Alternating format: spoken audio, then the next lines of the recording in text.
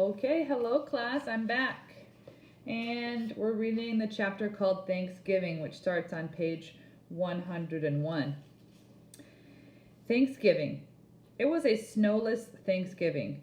We had a turkey, and Mom cooked it perfectly. We also had mashed potatoes, gravy, green beans, corn, cranberry sauce, and pumpkin pie. It was a feast. I always think it's funny when Indians celebrate Thanksgiving. I mean, sure, the Indians and Pilgrims were best friends during that first Thanksgiving, but a few years later, the Pilgrims were shooting Indians. So I'm never quite sure why we eat turkey like everybody else. Hey, Dad, I said, what do Indians have to be so thankful for? We should give thanks that they didn't kill all of us. We laughed like crazy. It was a good day. Dad was sober. Mom was getting ready to nap. Grandma was already napping. But I missed Rowdy. I kept looking at the door. For the last 10 years, he'd come over to the house to have a pumpkin pie eating contest with me. I missed him. So I drew a cartoon of Rowdy and me, like we used to be.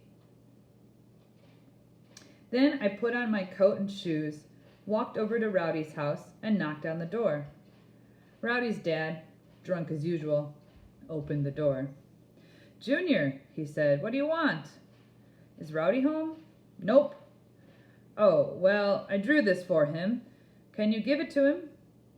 Rowdy's dad took the cartoon and stared at it for a while.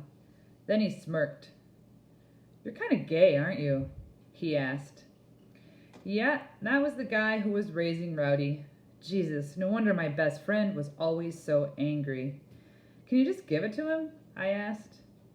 Yeah, I'll give it to him, even if it's a little gay.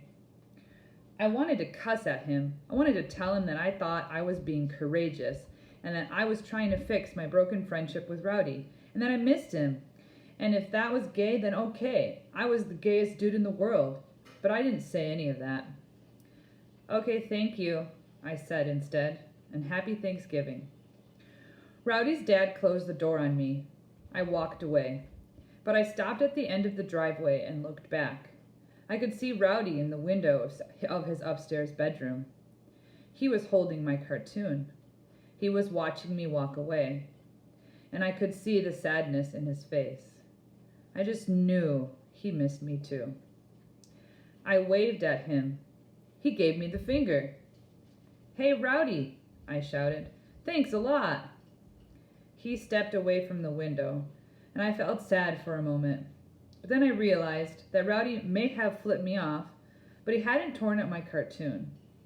As much as he hated me, he probably should have ripped it to pieces. That would have hurt my feelings more than just about anything I could think of. But Rowdy still respected my cartoons, and so maybe he still respected me a little bit.